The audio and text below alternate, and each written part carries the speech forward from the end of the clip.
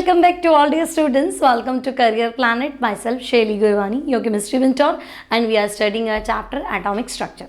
तो आज का टॉपिक बहुत इंपॉर्टेंट होने वाला है और आज का टॉपिक है हमारा quantum number. Now student, what is quantum number? तो हमने कहा हमने सारी चीज़ें मोस्टली डिस्कस कर ली है. हमने बोर्स मॉडल पढ़ा. बोर का कहना है कि स्पेक्ट्रम में जो आपको लाइंस दिख रही है ना, वो लाइन आप मान लो कि शेल है ना. इलेक्ट्रॉन जो है वो न्यूक्लियस के चारों तरफ एक सर्कुलर पाथ में रिवॉल्व कर रहा है और इस पाथ को आप शेल बोल दो, ऑर्बिट बोल दो, एनर्जी लेवल बोल दो. यानी बोर का मानना है कि एक स्पेक्ट्रल लाइन मतलब एक शेल को रिप्रेजेंट कर रही है. अब शेल से इलेक्ट्रॉन दूसरे शेल में जंप कर रहा है, तीसरे में जंप कर रहा है, नीचे से ऊपर जंप करता है तो एनर्जी एब्जॉर्ब करता है, ऊपर से नीचे जंप करता है तो एनर्जी एमिट करता है. तो जो भी कर रहा है, एब्जॉर्ब कर रहा है, एमिट कर रहा है, शेल के बारे में उसने इन्फॉर्मेशन दे दी. ठीक है, बढ़िया है, कोई दिक्कत नहीं है ना. अब थोड़ा और डिस्कवरी हुई, हाई रेजोल्यूशन पावर वाला माइक्रोस्कोप डिस्कवर हुआ. तो हमें पता चला कि भाई आप जो स्पेक्ट्रम की एक लाइन बोल रहे हो, ये तो पतली पतली बहुत सारी लाइन का ग्रुप है ना. Each spectral line is made up of group of thin line. तो जिसको आप आज तक शेल बोल रहे हो, उसके अंदर तो आपने झांक के देखा नहीं, उसके अंदर क्या है. तो हम कहेंगे अच्छा भाई, शेल के अंदर क्या है, सब शेल है ना. एनर्जी लेवल जो है आपका, उसके अंदर क्या है, सब एनर्जी लेवल है. तो एक नई डिस्कवरी हो गई. सोमरफील्ड मॉडल ने, सोमरफील्ड का मॉडल था, उसी ने इसको कॉन्सेप्ट को दिया कि भाई आपका जो सर्कुलर पाथ है ना, वो पहले ही n=1 का जो पाथ होता है ना, वो ही सर्कुलर होता है. इसके बाद वाले जो पाथ है ना, वो इलिप्टिकल होते हैं. ठीक है, तो हम कहेंगे ओके, n = शेल को रिप्रेजेंट करता है. तो सोमरफील्ड कह रहा है नहीं, तभी तो आपको स्पेक्ट्रम के अंदर पतली पतली लाइंस दिख रही है, तो वो सब शेल है. ठीक है, तो शेल, उसके अंदर सब शेल है ना. इसको हम L से डिनोट करते. फिर जीमेन अलग ही चल रहा है कि आपकी जो स्पेक्ट्रम लाइन है ये मैग्नेटिक फील्ड में स्प्लिट हो जाती है. आपने पढ़ा था Zeeman effect, splitting of spectral line in magnetic field. तो स्पेक्ट्रम की लाइन जो है वो टूट गई है ना. अब टूट गई मतलब, तो हम कहेंगे भाई इसके अंदर भी और कुछ होना चाहिए. टूटेगा कौन? जिसके अंदर कुछ होगा वही तो टूटेगा. तो इलेक्ट्रॉन का ओरिएंटेशन मैग्नेटिक फील्ड में वो तो बदल ही जाता है. अगर आप वेव नेचर कंसिडर करोगे तो वो बिल्कुल ही चेंज हो जाता है. तो हम कहेंगे अब तो इलेक्ट्रॉन का घर बोल दो, वो है ऑर्बिटल, जहाँ इलेक्ट्रॉन मिलने के चांसेस मैक्सिमम होते हैं. अब जीमेन भी इसी को समझा रहा है. श्रोडिंगर अलग तरीके से इसको स्टडी कर रहा है. श्रोडिंगर डिस्कवर कर रहा है ऑर्बिटल है ना, electron finding probability maximum, nucleus के अराउंड वो स्पेस जहाँ इलेक्ट्रॉन मिलने के चांसेस, संभावना, प्रोबेबिलिटी मैक्सिमम है, उसको आप ऑर्बिटल बोलो. और जीमेन आपको कह रहा है कि जो आपका ये सबशेल है, ये स्प्लिट हो रहा है, इसको आप ऑर्बिटल बोलो. बातें दोनों सेम है लेकिन स्टडी अलग अलग चल रही है. तो भाई तीसरी क्वांटम नंबर भी चल रही है आपका, जो ऑर्बिटल के बारे में बता रही है. हम कह रहे हैं ओके M. अब ऑर्बिटल मिल गया. अब इलेक्ट्रॉन का घर क्या है, तो हम कहेंगे ऑर्बिटल है. अब एक ऑर्बिटल में दो इलेक्ट्रॉन चक्कर लगा रहे हैं, एक क्लॉकवाइज और एक, अभी एक ऐसे करना है, एक ऐसे करना है, एक क्लॉकवाइज और एक एंटी क्लॉकवाइज. ठीक है, तो एक ऑर्बिटल में दो इलेक्ट्रॉन होते हैं, एक क्लॉकवाइज होता है, एक एंटी क्लॉकवाइज होता है. तो हम कहेंगे अच्छा आप स्पिन की बात कर रहे हो. तो हम ले देखिए चारों क्वांटम नंबर के बारे में बात कर चुके है ना. शेल, सब शेल, ऑर्बिटल और एक ऑर्बिटल में दो इलेक्ट्रॉन है ना. जैसे आपका कंट्री, उसके अंदर आपका स्टेट, उसके अंदर आपका सिटी और सिटी में आपका घर.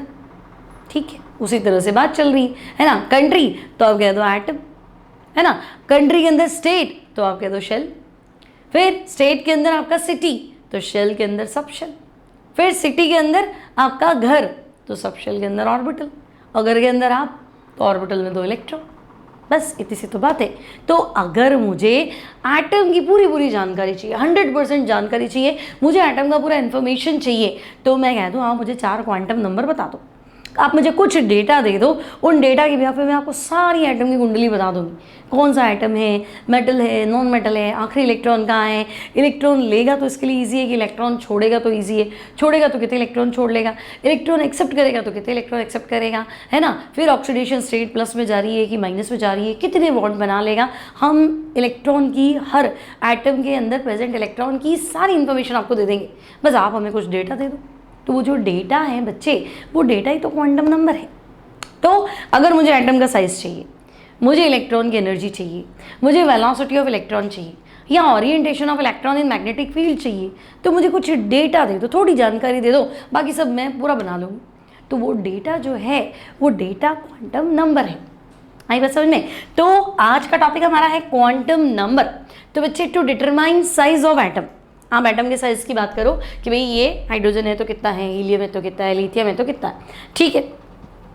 फिर इलेक्ट्रॉन रिवॉल्व कर रहा है तो कुछ ना कुछ स्पीड से तो करेगा, तो वेलोसिटी ऑफ इलेक्ट्रॉन की इंफॉर्मेशन दे दो, एनर्जी ऑफ इलेक्ट्रॉन बता दो, orientation of electron in magnetic field बता दो, है ना। आपको क्या चाहिए, कुछ डेटा चाहिए बच्चे। इन डेटास को आप क्या कहते हैं, इन डेटा को हम कहते हैं क्वांटम नंबर। आगे बात समझ में, ठीक है। अब बच्चे क्वांटम नंबर जो है उसको हम बात करें तो देखो, मैंने आपको कहा था कि बोर्स मॉडल के हिसाब से स्पेक्ट्रम में एक लाइन दिखी थी, है ना, स्पेक्ट्रल लाइन। तो हम कहेंगे हाँ, बोर्ड ने कहा था भाई स्पेक्ट्रम में लाइंस दिख रही है, इन लाइंस को हम क्या नाम दे रहे हैं, तो इन लाइंस को हम कह रहे हैं शेल, ठीक है। अब शेल बोल दो या फिर ऑर्बिट बोलो या फिर एनर्जी लेवल बोलो, वो आपकी इच्छा है ना। शेल बोलो, ऑर्बिट बोलो या फिर एनर्जी लेवल बोलो, वो आपकी मर्जी। फिर ये तो बोर के हिसाब से था स्पेक्ट्रल लाइन, तो हमने बोर के अकॉर्डिंग बताया। तो बच्चे शेल, ऑर्बिट या एनर्जी लेवल की इंफॉर्मेशन कौन दे रहा है, तो हम कहेंगे पहली क्वांटम नंबर जिसको हम एन से डिनोट कर रहे हैं, प्रिंसिपल क्वांटम नंबर। अभी लिखेंगे हम सबके नाम, फिलहाल एन लिखा है, n means principal quantum number. फिर तो हम कहेंगे हाई रेजोल्यूशन पावर माइक्रोस्कोप जब डिस्कवर हुआ तो हमें क्या पता चला कि ये जो स्पेक्ट्रम की आप लाइन कह रहे हो, ये तो ग्रुप ऑफ थिन लाइन्स है, बहुत बारीक बारीक लाइन्स है ना। तो अगर आप दूर से देखोगे तो आपको एक लाइन दिख रही है, बट ढंग से देखो तो ये तो बहुत सारी लाइन है। तो भाई each spectral line is made up of group of thin lines, है ना। तो हम कहेंगे हाँ भाई बात तो सही, ग्रुप ऑफ थिन लाइन्स। ये इन्फॉर्मेशन किसने दी, तो ये मॉडल है, हालांकि आपके एनसीईआरटी में है नहीं, बट इसके बिना फिर बनेगा नहीं ना सेकंड क्वांटम नंबर। तो हम कहेंगे ये मॉडल सोमरफेल्ड का है। यानी हर शेल के अंदर क्या है, तो each shell have subshell, shell के अंदर क्या है, तो भाई सबशेल है ना। या फिर आप सब एनर्जी लेवल बोल दो, ठीक है, सबशेल या सब एनर्जी लेवल। और इसको किससे डिनोट करना है, तो सेकंड क्वांटम नंबर हमारी एल, एन एल, तो ये एल है। फिर तो हमने कहा था ये जो आप स्पेक्ट्रम लाइन की बात कर रहे हो, ये लाइन तो आपकी मैग्नेटिक फील्ड में स्प्लिट हो जाती है ना, splitting of spectral lines in magnetic field. तो स्प्लिटिंग ऑफ स्पेक्ट्रल लाइंस है ना, किसके अंदर, तो हम कहेंगे मैग्नेटिक फील्ड के अंदर। तो भाई ये चीज़ तो जीमैन ने स्टडी करा था इन मैग्नेटिक फील्ड, है ना, इसी को तो हम जीमैन इफेक्ट कहते हैं। तो ओके भाई, जीमैन ने स्टडी किया था, तो अब वो क्या कह रहा है कि भाई मैग्नेटिक फील्ड में इलेक्ट्रॉन का ओरिएंटेशन आप उसको स्टडी करना चाहते हो, तो मतलब आप ऑर्बिटल के बारे में बात कर रहे हो। तो सबशेल, शेल के अंदर क्या है, तो हम कहेंगे सबशेल, सबशेल के अंदर क्या है, तो हम कहेंगे ऑर्बिटल। और बच्चे ऑर्बिटल की जानकारी कौन दे रहा है, तो हम कहेंगे magnetic quantum number m, n l m. अब अगर आप एक ऑर्बिटल में पहुंच ही गए हो, तो भाई एक ऑर्बिटल में दो इलेक्ट्रॉन रहते हैं, दोनों एक दूसरे के ऑपोजिट स्पिन करते हैं, मतलब आप इलेक्ट्रॉन के स्पिन की बात कर रहे हो। हम कहेंगे हाँ, स्पिन ऑफ इलेक्ट्रॉन की बात चल रही। तो बच्चे इलेक्ट्रॉन का स्पिन के बारे में, इलेक्ट्रॉन स्पिन के बारे में बात करने वाली क्वांटम नंबर, उसको हम डिनोट करते हैं एस, स्पिन क्वांटम नंबर। तो चारों क्वांटम नंबर होगी, पहली प्रिंसिपल, दूसरी एजीमुथल, तीसरी मैग्नेटिक, चौथी स्पिन, है ना। पहले स्पेक्ट्रम में एक लाइन थी, फिर आपने कहा नहीं ग्रुप ऑफ थिन लाइन से, फिर आपको नहीं लाइन तो टूट रही है, फिर आप कह रहे हो कि भाई अब इलेक्ट्रॉन के स्पिन के बारे में बात करते हैं, अब कुछ नहीं हो रहा है, टूट गई ना, अब ये 3 हिस्से हो गए, 2 हिस्से हो गए, 5 हिस्से हो गए, तो हम आपको दिखा रहे हैं, ठीक है। तो अब इलेक्ट्रॉन के स्पिन की बात कर लो, अब इलेक्ट्रॉन स्पिन कैसे करता है, ओके। तो सबसे पहले शेल है, जिसके बारे में आपको बताया बोहर ने, प्रिंसिपल क्वांटम नंबर। उसके अंदर सबशेल है, सोमरफेल्ड मॉडल, सब्सिडरी या एजीमुथल क्वांटम नंबर। उसके अंदर ऑर्बिटल है, मैग्नेटिक क्वांटम नंबर, और एक ऑर्बिटल में 2 इलेक्ट्रॉन रहेंगे शांति से, तो हम कहेंगे स्पिन क्वांटम नंबर, ठीक है। तो क्वांटम नंबर होती क्या है, तो वो तो हमारा क्लियर है भी क्वांटम नंबर है क्या, है ना। अब क्वांटम नंबर कितने टाइप की है बच्चों, तो हम कहेंगे क्वांटम नंबर जो है वो 4 टाइप्स की है ना। Quantum number quantum numbers are of 4 types. Quantum number कितने टाइप के, तो हम कहेंगे 4 टाइप। कौन कौन से टाइप के क्वांटम नंबर है, तो पहली क्या थी, तो हम कहेंगे प्रिंसिपल क्वांटम नंबर,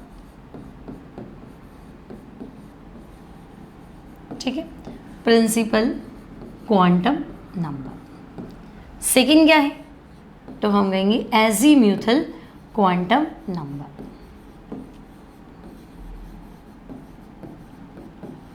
ठीक है।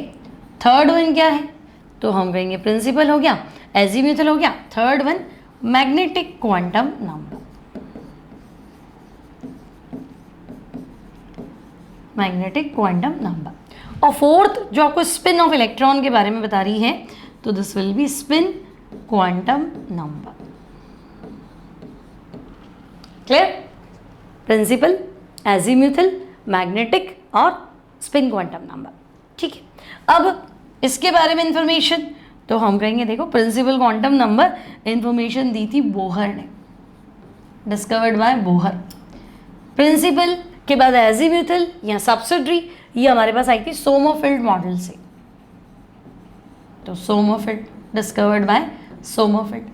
अब इसका क्रेडिट हम दो जनों को दे देंगे। जीमेन भी कह रहा है मैग्नेटिक फील्ड में स्पेक्ट्रम लाइन टूट रही है, और श्रोडिंगर तो अलग ही वेव नेचर को स्टडी करके और आपको है ना ऑर्बिटल की इंफॉर्मेशन दे रहा है, तो श्रोडिंगर ऑर्बिटल के बारे में बता रहा है, जीमेन मैग्नेटिक क्वांटम नंबर जो कि ऑर्बिटल के बारे में बता रही है, तो दोनों को क्रेडिट जाता है।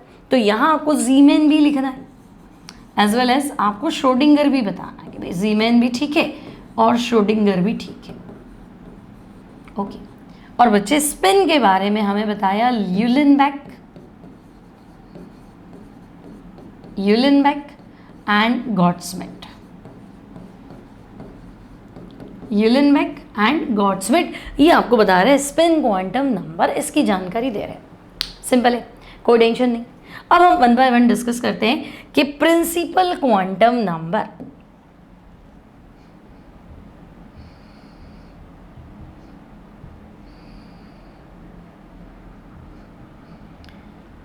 प्रिंसिपल क्वांटम नंबर, मैंने इस बोर्ड पे क्यों कर दिया इसको, ओके चलो लंबा प्रोसीजर है भाई।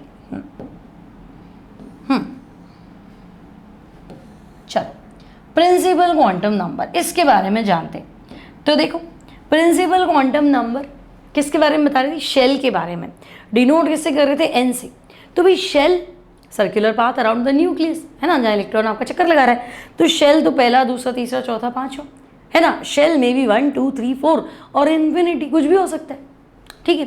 तो principal quantum number denoted by, किससे डिनोट कर रहे हो, तो हम कहेंगे डिनोटेड बाय एन, ठीक है। और एन की वैल्यू, तो भाई एन मतलब शेल, तो वैल्यू ऑफ एन, तो हम कहेंगे शेल नंबर 1 से स्टार्ट होगा और ख़त्म कहाँ पे होगा, इन्फिनिटी है ना।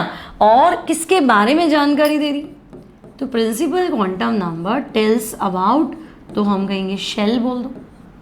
अब शेल नहीं लिखा है, ऑर्बिट लिखा है तो भी ठीक है, और ऑर्बिट नहीं लिखा है, एनर्जी लेवल लिखा है तब भी ठीक है। तो शेल, ऑर्बिट या एनर्जी लेवल, ओके। अब शेल कौन से हैं, ऑर्बिट कौन से, एनर्जी लेवल कौन से, तीनों एक ही है। तो देखो उसने कहा KLMNOP ऐसे मानो, कोई बेसिक फंडा नहीं है KLMNOP, बस KLMNOP दे दिया तो हम कहेंगे ओके है ना। तो बच्चे एनर्जी लेवल कौन कौन से हैं, तो हम कहेंगे energy levels are K L M N O और कैपिटल P में थोड़ा कन्फ्यूजन है, ध्यान रखना। कैपिटल P मतलब शेल और स्मॉल p मतलब सब शेल, तो अभी इलेक्ट्रॉन की गड़बड़ी हो जाएगी, बहुत ध्यान से पढ़ना। P आए तो 2 बार सोचना, P शेल की बात कर रहे हो कि P ऑर्बिटल की बात कर रहे हो कि P सब शेल की बात कर रहे हो, तीनों में नंबर ऑफ इलेक्ट्रॉन अलग अलग है और आपको फंसाने के लिए ऐसा क्वेश्चन आता ही, ठीक है। तो हम कहेंगे चलो फिलहाल तो शेल है हमारे KLMNOP। अब बच्चे maximum number of electrons, maximum number of electrons in a shell, एक शेल में ज़्यादा से ज़्यादा कितने इलेक्ट्रॉन होंगे, तो एक शेल में आपको इलेक्ट्रॉन मिलेंगे 2n²। Maximum number of electrons in a shell, एक शेल में मैक्सिमम कितने इलेक्ट्रॉन होंगे, तो हम कहेंगे 2n², ठीक है। n की वैल्यू तो 1 to infinity, ओके। तो हम देख लेते भाई कौन से शेल है हमारे पास। तो देखो हमने कहा कि भाई चलो मान लो ये हमारे पास न्यूक्लियस है और न्यूक्लियस के बाद सर्कुलर पाथ, तो इन्होंने नाम दिया K. After that second shell L, then M, फिर एन, फिर O and finally P. Okay, अब इनके लिए एन की वैल्यू, तो शेल तो हमने शुरू ही एन इक्वल्स टू 1 से किया। एल शेल के लिए एन इक्वल्स टू 2, एम के लिए एन इक्वल्स टू 3, एन के लिए एन इक्वल्स टू 4, ओ के लिए एन इक्वल्स टू 5 और पी के लिए एन इक्वल्स टू 6। यहाँ तक clear? Now K L M N O P, N आ गया, maximum number of electrons in a shell, तो हम कहेंगे 2n²। तो वैल्यू पुट कर दो भाई, तो 2n²। आपसे पूछे के शेल में कितने इलेक्ट्रॉन है, तो 2 × 1 × 1, मतलब के शेल में ज़्यादा से ज़्यादा 2 इलेक्ट्रॉन रहेंगे। एल शेल में कितने इलेक्ट्रॉन है, 2n², 2 × 2 × 2 means 8 electrons will be there in L shell. M में कितने हैं, 2 × 3 × 3, तो आपका आंसर होगा 18। एन शेल में कितने इलेक्ट्रॉन हैं, तो 2 × 4 × 4, आपका आंसर होगा 32। और बेटा ओ शेल में कितने इलेक्ट्रॉन हैं, तो 2 × 5 × 5, मतलब 50। और पी शेल सबसे इंपॉर्टेंट है ना, पी शेल में कितने इलेक्ट्रॉन है, फिर सुनो P shell, not subshell, not orbital. और ऑर्बिटल क्या, ऑर्बिटल में 2 इलेक्ट्रॉन। ऑर्बिटल कोई भी हो, बस अगर उसने शब्द दे दिया ऑर्बिटल तो पकड़ लो, अच्छा ऑर्बिटल बोल रहा है मतलब 2 इलेक्ट्रॉन, एक ऑर्बिटल में 2 इलेक्ट्रॉन रहेंगे, बात खत्म है ना। अब वो कोई पी हो चाहे कुछ भी हो, ठीक है। Now P shell, K L M N O P, तो पी तो 6 नंबर पे, तो 2 × 6 × 6 मीन्स 72। क्लियर? तो एक शेल में कितने इलेक्ट्रॉन होते, तो 2n²। के शेल में कितने इलेक्ट्रॉन है, 2। एल शेल में कितने हैं, 8। एम में कितने हैं, 18। एन में कितने हैं, 32। ओ में कितने हैं, 50। और पी में कितने हैं, तो 72। K L M N O P, shell पूछे तो K L M N O P. Shell क्यों, तो हमने कहा बोर्ड ने कहा था ये स्पेक्ट्रल लाइन है, इसको शेल मान लो, ठीक है शेल मान लो। शेल क्या है, K L M N O P, electron 2n², value लगाते चलो, यहाँ तक कोई टेंशन नहीं। फिर बोर्ड ने तो ऐसा भी कुछ बोला था कि इलेक्ट्रॉन वहीं चक्कर लगाएगा जहाँ उसका एंगुलर मोमेंटम है ना। याद करो मैंने तुम्हें कहा कि देखो पहला शेल तो तुम कहोगे हाँ ठीक है के, दूसरा शेल तो हम कहेंगे ओके भी एल, थर्ड शेल एम, के एल एम एन, अब तो याद ही हो गया तुम्हें। एन इक्वल्स टू 4 तो तुम कहोगे अच्छा एन शेल की बात हो रही है। N equals to 5 O shell की बात हो रही है। एंड एन इक्वल्स टू 6 तो सबसे इंपॉर्टेंट पी शेल की बात हो रही है, K L M N O P. Now Bohr model के अकॉर्डिंग चले तो हम कहेंगे देखो हमारे पास तो साफ बात है, इलेक्ट्रॉन वहीं चक्कर लगाता है जहां उसका angular momentum m v r NH/2π के बराबर होता है, ठीक है। अब देखो कई बार है ना H/2π को H बाहर ले लेता है ना, H/2 को वो H बाहर ले लेता है, H/2π को शायद है ना H बार, एक बार चेक कर लेना, ऐसा ही कुछ है। H/2π को H बाहर लिख दिया, ठीक है, क्या ही फर्क पड़ा। तो हम फिलहाल ऐसे चल रहे हैं कि भाई MVR इक्वल्स टू NH/2π, आप अलग अलग n की वैल्यू पुट कर दो, तो n की वैल्यू 1 रख दूँ तो यहाँ पे एंगुलर मोमेंटम कितना है, तो मैं कहूँगी H/2π। n की वैल्यू 2 रख दो तो 2H/2π, तो बचा क्या H/π। n की वैल्यू 3 रख दो तो 3H/2π। n की वैल्यू 4 रख दो तो 4H/2π, मतलब समझे ना 2H/π, ठीक है। और वैसे देखो तो आधा आधा बढ़ रहा है कि नहीं, देखो पहले H/2π था है ना, 2 से मल्टीप्लाई कर लो मतलब डबल हो रहा है ना, तो H/2π 2 से मल्टीप्लाई कर लो तो कितना हो गया H/π, ठीक है। फिर देखो 1/2 टाइम्स बढ़ रहा है ना, तो कितना हो गया 1/2 टाइम्स बढ़ रहा है ना, तो ये H/2π है, इसको क्या करो 1.5 गुना कर दो, ये एक वैल्यू है तो 1.5 गुना मतलब 3/2, अब डबल कर दो 2H/π, ठीक है। अब 2.5 कर दो तो n की वैल्यू 5 है तो 5H/2π, और यहाँ 2.5 का 3 हो जाएगा तो 3H/π, बस। तो ये है एंगुलर मोमेंटम इन शेल या बोर के अकॉर्डिंग, इलेक्ट्रॉन वहीं चक्कर लगाता है जहाँ उसका एंगुलर मोमेंटम इतना हो। तो कितना हो, तो K में h/2 होना चाहिए, L में h/पाई होना चाहिए, M में 3h/2 होना चाहिए, N में तो भाई 2h/पाई होना चाहिए, O में 5h/2 होना चाहिए और P में 3h/पाई होना चाहिए। ये 5h/2 और वहाँ 3h/पाई। आगे बात समझ, ठीक है। फिर हम कहेंगे आपने तो कहा था कि भाई क्वांटम नंबर जो है वो एटम के साइज के बारे में भी इंफॉर्मेशन दे रही थी, तो हम कहेंगे हाँ बिल्कुल, क्वांटम नंबर जो है वो इलेक्ट्रॉन सॉरी एटम के साइज का भी तो इंफॉर्मेशन दे रही थी।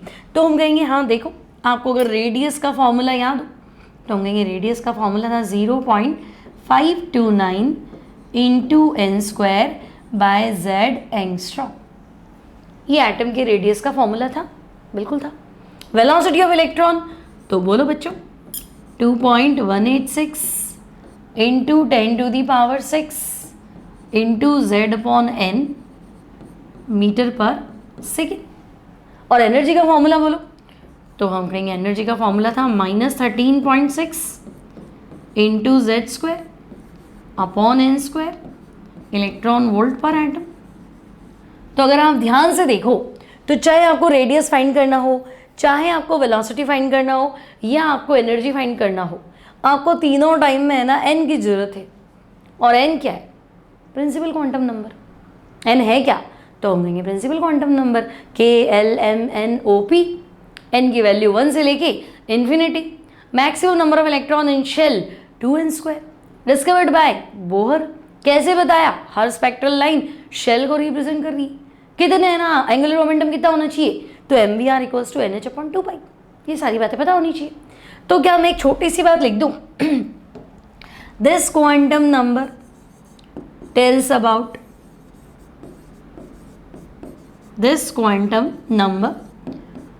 अबाउट तो देखो पहला आपको रेडियस की इंफॉर्मेशन दे दी है, मतलब तो मैं कहूँगी मतलब है साइज ऑफ एटम। एटम का साइज कौन बताएगा, तो ये क्वांटम नंबर बता देगी, है ना।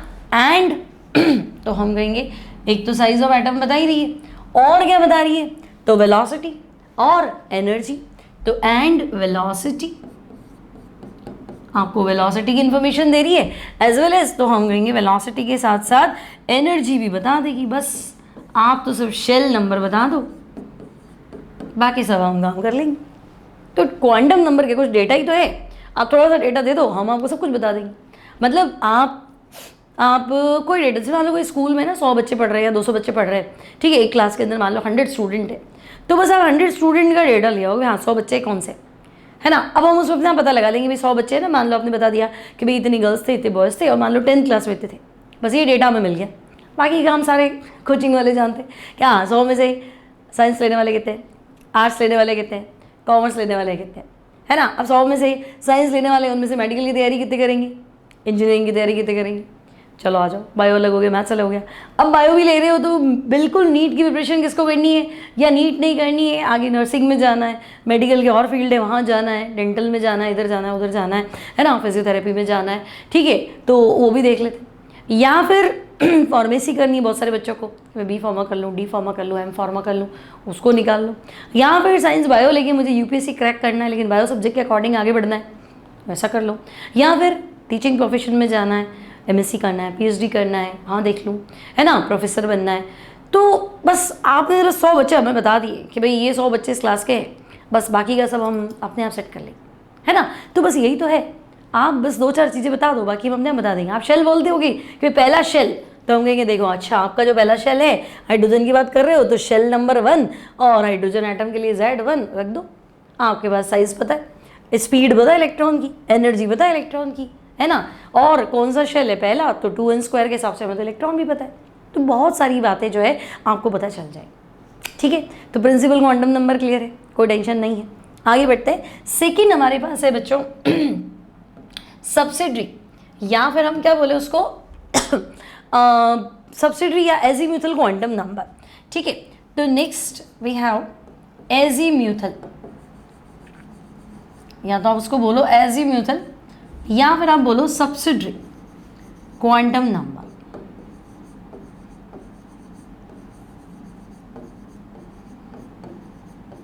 सब्सिडरी क्वांटम नंबर, ठीक है। अब हमने देखा था कि भाई हर स्पेक्ट्रम लाइन के अंदर पतली पतली बहुत सारी लाइन होती है. Each spectral line is made up of group of thin lines. These group of thin lines जो है दे आर सबशेल. शेल के अंदर subshell. By the discovery of high resolution power microscope हमें थोड़ा सा आइडिया लग गया. तो कहेंगे ओहो शेल के अंदर सबशेल की बात चल रही है. ठीक है, तो tells about subshell and denoted by, तो भाई denoted by small L. Now student L की वैल्यू, तो देखो n तो 1 to इन्फिनिटी था. अब वो कह रहा था भाई पहला पाथ ही सर्क्यूलर है, उसके बाद के सारे पाथ जो है ना वो इलिप्टिकल है.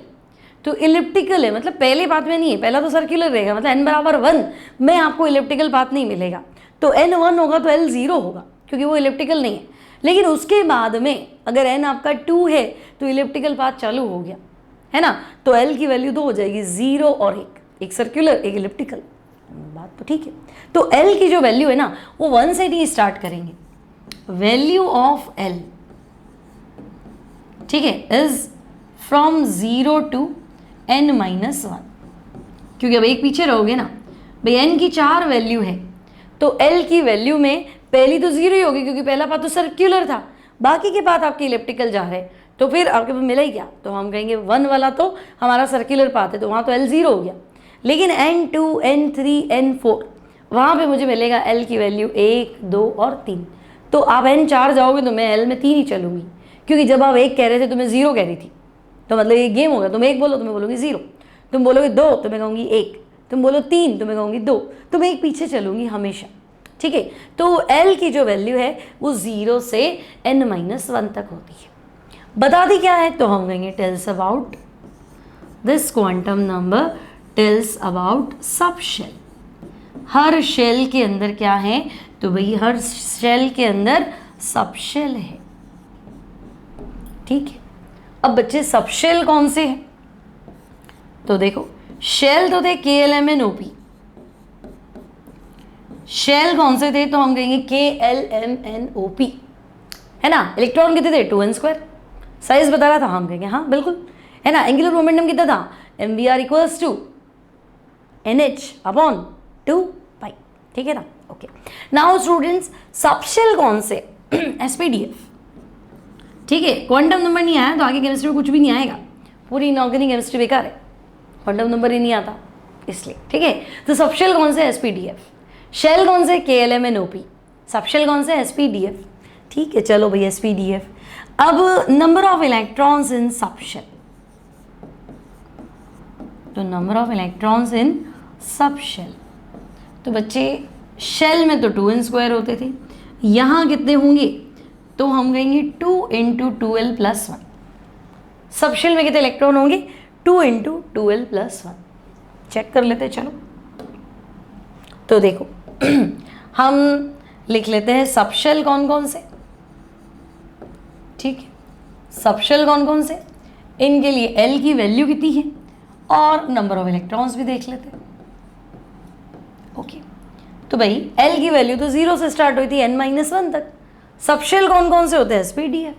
अब बच्चे सबशेल SPDF से काम नहीं चलेगा, सारे ध्यान रखो. तो फिलहाल तो क्या है कि हमारे पास जितने एलिमेंट है ना उसके हिसाब से इलेक्ट्रॉन SPDF में भर जाते और नए डिस्कवर हुए है ना. तो हम कहेंगे ठीक है नए डिस्कवर हो तो हम G ले लेंगे, इसके बाद में क्या कर लेंगे H ले लेंगे. ABCDEF तो ही गया था ना, अब G और H आएगा तो भर देंगे. फिलहाल तो जरूरत पड़ नहीं रही. नाउ L की वैल्यू, तो L की वैल्यू स्टार्ट ही 0 से होनी है ना. तो S सबशेल के लिए L की वैल्यू 0, P सबशेल के लिए L की वैल्यू 1, D के लिए 2 और F के लिए 3, फिर G और H है 4 5. ओके, तो अब इस चीज़ को रट लो, फिक्स कर लो. SPDF L की वैल्यू 0 1 2 3. SPDF L की वैल्यू 0 1 2 3. क्लियर. SPDF L की वैल्यू 0 1 2 3. KLMNOP N की वैल्यू 1 से स्टार्ट करो, P में जाओगे तो 6 तक पहुंच जाओगे. ठीक है, तो हम कहेंगे ओके सबशेल SPDF और L की वैल्यू 0 1 2 3. बस आपका काम बन जाएगा. सो हमारे पास सबशेल कौन से, तो हम कहेंगे देखो S P D F और हमें डिस्कवरी हो गई तो GH कर लेंगे. नाउ L की वैल्यू तो 0 1 2 3 4 and 5. Okay, number of electrons in subshell, तो ये मैंने आपको भी बताया 2 into 2l plus 1, number of electrons in subshell 2 into 2l plus 1। Now put the value of l और सेट करो, तो देखो l की वैल्यू 0 तो 2, नाउ 2 इंटू 0 प्लस 1, सो इलेक्ट्रॉन्स कितने होंगे, तो होंगे 2 electrons in S subshell. p की बात करो तो 2 into 1 plus 1, so there will be 6 electrons in p subshell, सही है ना, 2 1 जा 1, 2 plus 2 3, 3 2 जा 6। now student d, तो 2 इंटू 2 ब्रैकेट 2 इंटू 2 प्लस 1, तो आपने नोटिस किया 10, और अगर ध्यान से देखो तो 4 4 बढ़ेगा, है ना, 2 से 6 हुआ, 6 से 10 हुआ, 10 से 14 हो जाएगा, 14 से 18 और 18 से 22, है ना।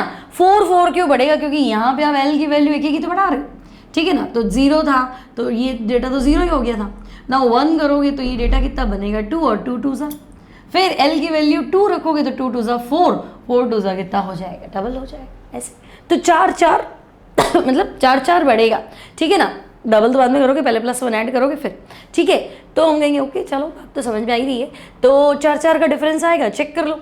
नाउ 2, तो एल की वैल्यू 2 रख दो, तो 2 3 सा कितना हो गया 6 प्लस 1 7 और 7 2 सा 40, ठीक है। देन एल की वैल्यू 4 रख दो, तो 4 2 सा 8 प्लस 1 9 और 9 2 सा 18, वो 14 था, सॉरी मैंने 18 तो नहीं बोल दिया। नाउ 2 इंटू 5 प्लस 1, तो 11 2 सा 22, क्लियर। तो सबशेल कौन से भी एसपीडीएफ और ज़्यादा बने तो जीएच, एल की वैल्यू 0 1 2 3, इलेक्ट्रॉन तो 2 इंटू 2l प्लस 1, ठीक है। नाउ एक चीज़ आपने और सीखी कि हमने वहाँ तो नाम दे दिया था KLMNOP, है कि नहीं बच्चे, वहाँ हमने नाम क्या दे दिया था KLMNOP, है ना, और आगे आएगा तो हम QRS कर देंगे, यहाँ हमने नाम दिया SPDF, तो कंफ्यूजन हुआ ना भी, वहाँ पे भी P, कोई बोले P शेल P सबशेल, तो हम कंफ्यूज हो गए, तो P क्यों रखा, आप कुछ और रख लेते, KLMNOP में आपका P आ ही गया था, फिर आप SPDF में P लिया है, फिर P तो कैपिटल लिखो स्मॉल लिखो एक जैसा ही दिखता है, तो हम कहेंगे हाँ यार इसको इतना कंफ्यूज तो नहीं करना चाहिए, तो बच्चे परेशान होंगे, ठीक है। तो ये कह रहा है कि नहीं SPDF टर्म तो हमने सोच के रखे हैं, KLMNOP तो आपने नाम सोचा ही नहीं, हम क्या करें, लेकिन SPDF तो हमने सोच के रखा है। मतलब मान लो किसी घर में 2 लड़कियाँ हुई, पहली लड़की का नाम ऐसे ही रख दिया गोरी गोरी गोरी, और दूसरी बच्ची तो आके बहुत गोरी पैदा होगी, तो उसका नाम सोच के रखा गोरी, तो हम तो कंफ्यूज हुए ना, वो गोरी की गोरी तो गोरी, तो क्या करें, अगर हमने सोच के रखा था बिल्कुल गोरी, आपने पहली बार तो सोचा नहीं, वो जैसी भी थी आपने उसका नाम गोरी रखा, लेकिन ये तो वाकई में वाइटिश है, तो फिर हमको इसको क्या बोलना पड़ेगा गोरी, तो फिर गड़बड़ हो गया ना। तो हम कहेंगे SPDFGH जो टर्म, SPDF फिलहाल GH का तो काम ही नहीं क्योंकि इतने एलिमेंट डिस्कवर नहीं हुए, तो इनका कहना है कि देखो SPDF terms are taken from SPDF terms are taken from spectral lines या स्पेक्ट्रल साइंस बोल दो। चलो अब ये क्या कहना चाह रहा है, तो ये कह रहा है देखो कि S जो शब्द है ना वो स्पेक्ट्रम में शार्प लाइन के लिए हमने यूज़ किया, P जो टर्म है स्मॉल p है वैसे, ये हमने स्पेक्ट्रम में प्रिंसिपल लाइंस के लिए यूज़ किया, तो फिर D, तो हम कहेंगे D मतलब डिफ्यूज लाइंस के लिए यूज़ किया, तो F वो फंडामेंटल लाइन, तो GH तो हम कहेंगे बस आपका तो खत्म हो गया, तो फिर अब आगे बढ़ोगे तो फिर और क्यों कंफ्यूजन डालो, SPDF है तो फिर आगे GH ही बोलो ना, ठीक है।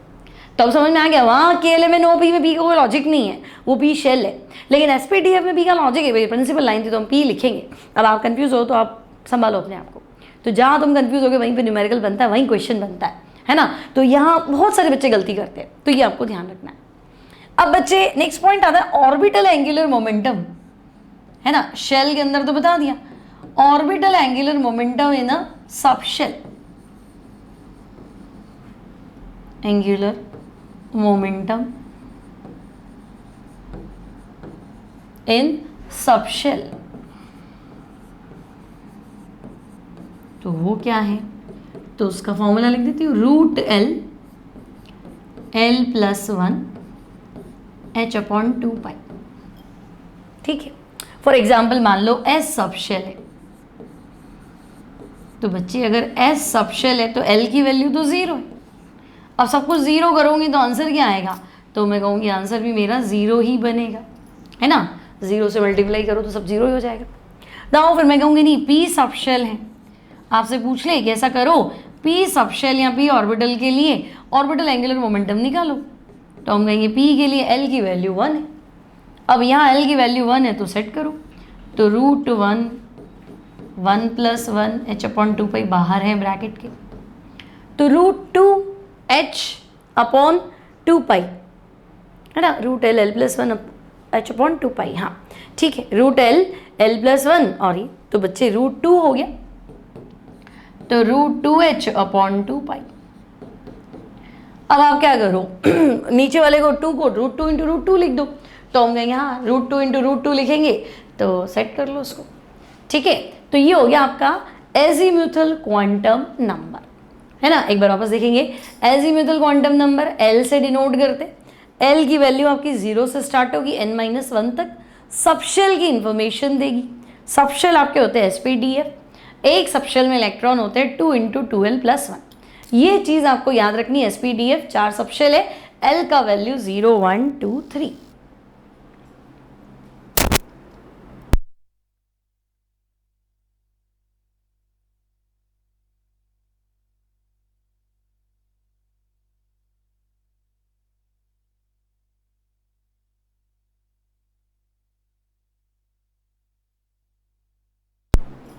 क्लियर स्टूडेंट्स, इलेक्ट्रॉन्स आपको पता चली गए, सबशेल sp-df GH, L की वैल्यू 0 1 2 3 4 और 5, और हमने देख लिया क्या बोलते हैं इलेक्ट्रॉन्स कितने हैं, तो 4 का इंक्रीमेंट आपको इलेक्ट्रॉन के अंदर देना है।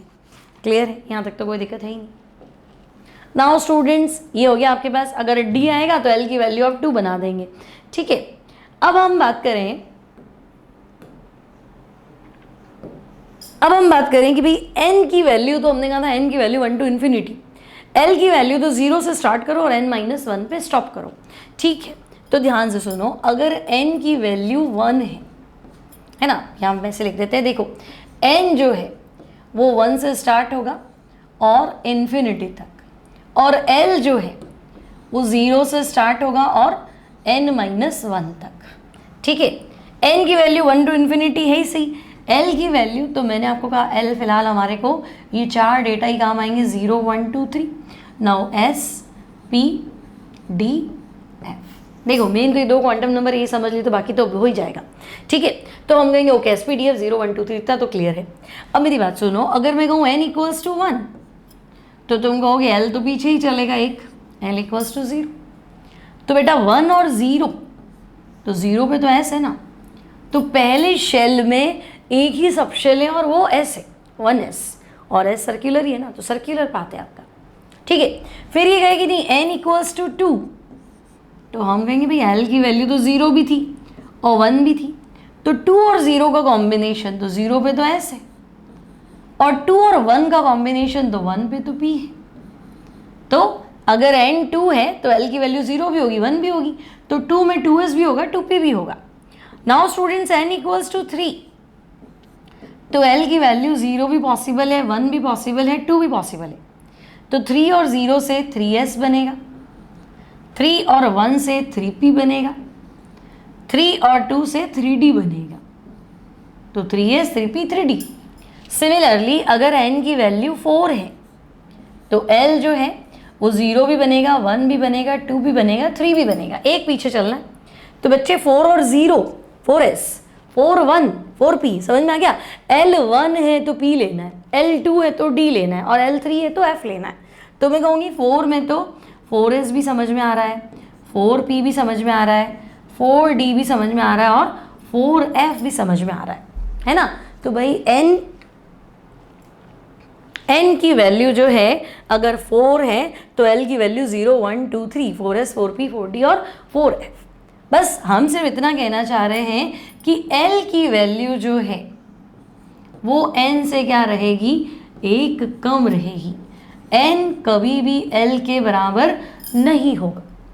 क्लियर? n की वैल्यू कभी भी l के बराबर नहीं होगी। मतलब तो जैसे मान लो तुम्हें क्वेश्चन दे दिया कि भाई 1p इज नॉट पॉसिबल, है ना, 1p पॉसिबल नहीं है, तो हम कहेंगे अच्छा 1p क्यों नहीं पॉसिबल है? तो बच्चे n इक्वल्स टू 1 और l, तो sp मैंने आपको याद करवा दिया, sp df 0 1 2 3, sp df l की वैल्यू 0 1 2 3, तो हम कहेंगे sp 0 1, तो l की वैल्यू 1, तो n l के बराबर नहीं हो सकता ना, नॉट पॉसिबल, सीधी सी बात है, n की वैल्यू l के बराबर नहीं होगी।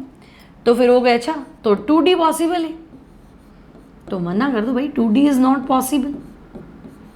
अब 2d पॉसिबल क्यों नहीं है?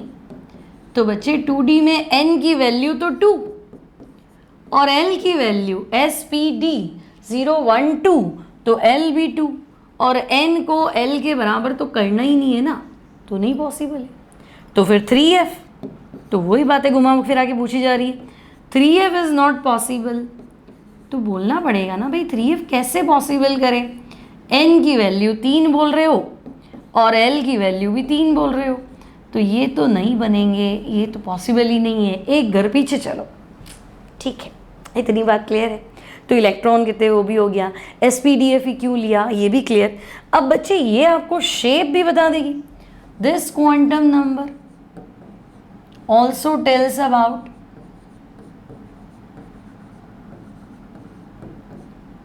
this quantum number also tells about shape of SPDF। ठीक है, आपके जो सबशेल है इनके शेप भी दे देगी। अब शेप कैसे, तो देखो S, तो S इनका मानना है स्फेरिकल, है ना, S ऑर्बिटल बोलो, S तो एक ही है, अब इसको ऑर्बिटल बोलो चाहे इसको सबशेल बोलो, क्योंकि आपको लगेगा कि भाई अभी तक तो सबशेल ही आया है, ऑर्बिटल की तो जानकारी आई नहीं, है ना, लेकिन ओवरऑल शेप की बात कर रहा है, तो S ऑर्बिटल कैसा है, स्फेरिकल। तो भाई P कैसा है, तो बच्चे P जो है वो है डम्बल, है ना, तो P की बात करें तो P का शेप कैसा है, तो हम कहेंगे डम्बल। नाउ D कैसा है, तो भाई D जो है that is double dumbbell, lobes जो है वो 2 की जगह 4 होगी। अब इसमें आगे बहुत डिटेल है कि डम्बल जो है बिटवीन द एक्सेस है, ऑन द एक्सेस है, T2G क्या है, EG क्या है ना, लेकिन चलो फिलहाल हमें इतना तो क्लियर है कि double dumbbell, dumbbell and double dumbbell. तो डम्बल मतलब ये इस तरह से 2 लोब्स है, यहाँ इलेक्ट्रॉन मिलने के चांसेस मैक्सिमम रहेंगे इधर और इधर। डबल डम्बल मतलब अब हमारे पास 4 चॉइस है, 4 लोब्स है जहाँ इलेक्ट्रॉन मिलने के चांसेस है, डिफ्यूज सिग्नल लाइंस इसलिए। ठीक है, F तो फंडामेंटल मतलब शेप तो उसका भी है, लेकिन 3D में थोड़ा कॉम्प्लिकेटेड है ना, तो F जो है उसका शेप हमें लिखना है थोड़ा सा कॉम्प्लिकेटेड। ओके भाई, कॉम्प्लिकेटेड मतलब उसमें भी आपकी ये 4 लोब्स की जगह 7-8 लोब्स है, तो कॉम्प्लिकेटेड शेप हो जाता है जो बना ही नहीं सकते बोर्ड पे। ओके, तो कॉम्प्लिकेटेड, तो यहाँ तक क्लियर है। SPDF शार्प, प्रिंसिपल, डिफ्यूज और फंडामेंटल। कितने L की वैल्यू, तो L की वैल्यू 0 1 2 3 और S का shape spherical, P dumbbell, D double dumbbell और F complicated. Now student third हमारे पास है मैग्नेटिक क्वांटम नंबर। ठीक है, मैग्नेटिक क्वांटम नंबर। अब इसको डिनोट किससे करेंगे, तो हम कहेंगे मैग्नेटिक क्वांटम नंबर, इसको तो हमने दिखाया था Nm से, denoted by small m। Okay, denoted by small m। अब ये क्या बता रही थी, तो मैंने कहा था ना मैग्नेटिक फील्ड में जाके आपकी स्पेक्ट्रल लाइन टूट गई थी, है ना, और श्रोडिंगर भी यही कह रहा था भाई मैग्नेटिक फील्ड लगा दो और अब आपको ना इलेक्ट्रॉन की नेचर को स्टडी करो, तो वेव नेचर कंसिडर करा था उसने। तो अगर आपसे कोई पूछे कि orientation of electron in magnetic field, इसकी इंफॉर्मेशन कौन दे रहा है, orientation of electron in magnetic field, कौन आपको मैग्नेटिक फील्ड में इलेक्ट्रॉन के बारे में सब कुछ बता रहा है, तो आंसर रहेगा मैग्नेटिक क्वांटम नंबर और वैल्यू ऑफ m। तो बच्चे वैल्यू ऑफ m जो होगी वो -L 0 + L, है ना, तो तो देखो एक ही डिजिट को मैं माइनस में भी लिखूं और प्लस में भी लिखूं तो डबल तो वैसे ही हो गया और एक एक्स्ट्रा, है ना। तो मतलब वैल्यू ऑफ m जो होंगी, टोटल वैल्यूज़ की अगर मैं बात करूं, टोटल वैल्यूज़ ऑफ m, तो आपके पास l की जितनी भी वैल्यूज़ है ना उससे डबल करके ये एक्स्ट्रा, क्योंकि एक वैल्यू माइनस में लिखोगे एक वैल्यू प्लस में लिखोगे तो डबल तो ऐसी हो गई ना, और एक वैल्यू 0 है ना तो +1।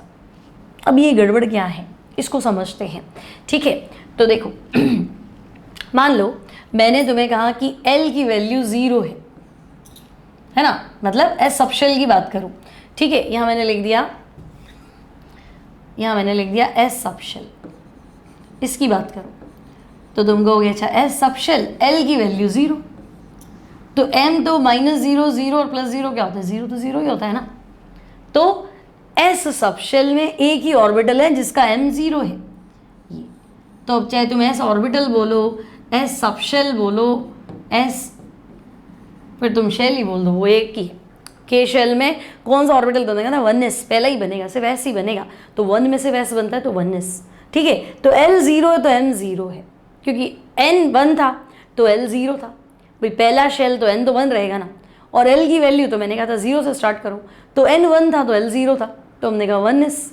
अब s में घर कितने, तो s अपने आप में एक घर है, तो जैसे होता है ना एक रूम है, अब उस रूम में वॉशरूम भी है, किचन भी है, बेड भी है, सब वही है, तो वो एक रूम बोलो चाहे एक घर बोलो, कुछ भी बोलो, भाई हमारे पास एक ही कमरा है और यही हमारा घर है, तो ठीक है।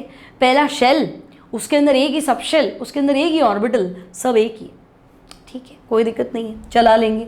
अब देखो पी सब शेल, तो बच्चे पी सब शेल के लिए एल की वैल्यू तो 0 भी होगी 1 भी होगी, तो हम कहेंगे अच्छा पी सब शेल के लिए एल की वैल्यू 1 है ना, एल की वैल्यू 1 फॉर पी, तो हम कहेंगे अच्छा m, तो m की 3 वैल्यू होंगी -1 0 और +1, तो p में तुम्हें 3 ऑर्बिटल बनाने पड़ेंगे, है ना, px py और pz, ठीक है। और वैल्यू पूछे तो यहाँ m 0 लिख दो जनरली, बाकी ऐसा कोई है नहीं, ऐसा कोई लॉजिक नहीं है ना, बट आपको क्वेश्चन करोगे तो ऐसा मिलेगा भाई ये -1 ये +1 और उसका 0, ठीक है, ये इंटरचेंज भी हो जाते हैं, लेकिन नहीं भी हो तो चलेगा, कोई उसको 1 मान लेता है, इसको -1 मान लेता है, इसको 0, तो ऐसा कोई लॉजिक नहीं है, ठीक है। अब मैं कहूँगी नहीं डी सबशेल, तो बच्चे डी सबशेल के लिए l की वैल्यू 2, और अगर l 2 है तो m की तो 5 वैल्यूज होंगी, क्योंकि -2 -1 0 +1 और +2, तो तुम कहोगे अच्छा डी सबशेल में ऑर्बिटल तो मुझे 5 बनाने पड़ेंगे, है ना, डी के घर कितने तो 5, क्योंकि m की वैल्यू 5 आ रही है, और हमने तो पहले ही कहा था डबल से एक ज़्यादा आएगी, क्योंकि एक वैल्यू माइनस एक वैल्यू प्लस, फिर एक वैल्यू माइनस फिर एक वैल्यू प्लस और बीच में 0, तो यहाँ 5 ऑर्बिटल बना दो, तो ये 5 ऑर्बिटल। अब इनके नाम भी रखे हुए भाई D X Y, D Y Z, D X Z, D X square Y square और डी जेड स्क्वायर।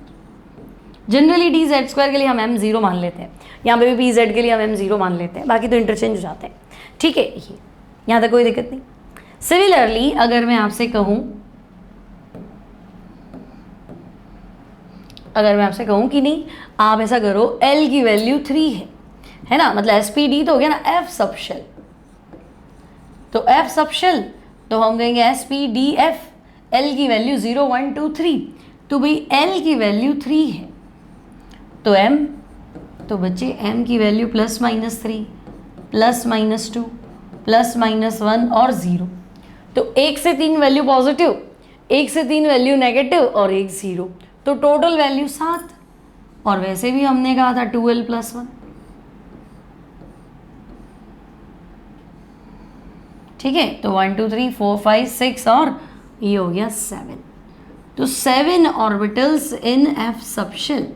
अब देखो बहुत लोग पढ़ाते हैं हाँ f z³ हो गया, f x² y² बाहर z² हो गया, है ना, f x³ y³ हो गया, लेकिन करना क्या है ना, तो कभी नीट में पूछा है ना, कभी जेई में पूछा है ना, मेंस में पूछा है ना, एडवांस में पूछा है, और 11th 12th में तो पढ़ेगा ही नहीं काम, तो फिर ठीक है ना, क्यों ही पढ़ना है, 7 ऑर्बिटल होते 7 है, नाम पढ़ने की जरूरत नहीं है, 7 ऑर्बिटल्स इन f सबशेल, बस इतना आपको पता होना चाहिए, क्लियर। तो हमें ओके चलो, मैग्नेटिक क्वांटम नंबर हमें मैग्नेटिक फील्ड में ओरिएंटेशन बता देती है, ऑर्बिटल्स बता देती है। ठीक है, अब आपको ऑर्बिटल भी पता चल गए। अब आपके पास बचता है क्या, फोर्थ, तो हम कहेंगे स्पिन क्वांटम नंबर, जो हमें किसकी इंफॉर्मेशन देगा, तो बच्चे स्पिन क्वांटम नंबर हमें स्पिन ऑफ इलेक्ट्रॉन के बारे में बताएगा। ठीक है, स्पिन क्वांटम नंबर,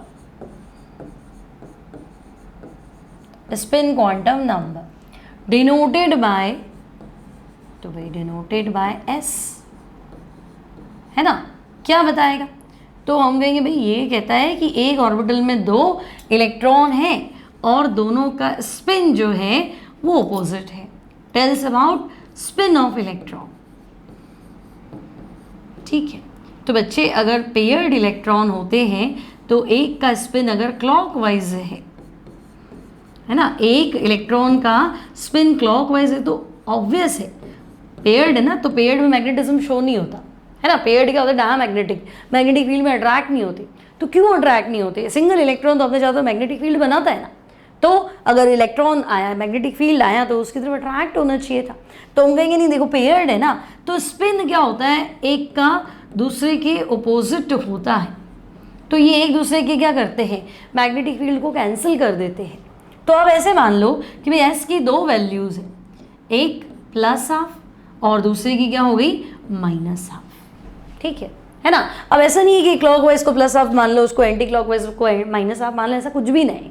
भाई 2 इलेक्ट्रॉन है, दोनों का स्पिन ऑपोजिट है, एक को प्लस हाफ मानो, दूसरे को माइनस हाफ मानो, ऑपोजिट होना चाहिए। ठीक है, और कोई पूछे spin angular momentum, orbital angular momentum भी तो बताया था, तो स्पिन एंगुलर मोमेंटम, तो भाई फॉर्मूला तो आपको सारे पता होने चाहिए।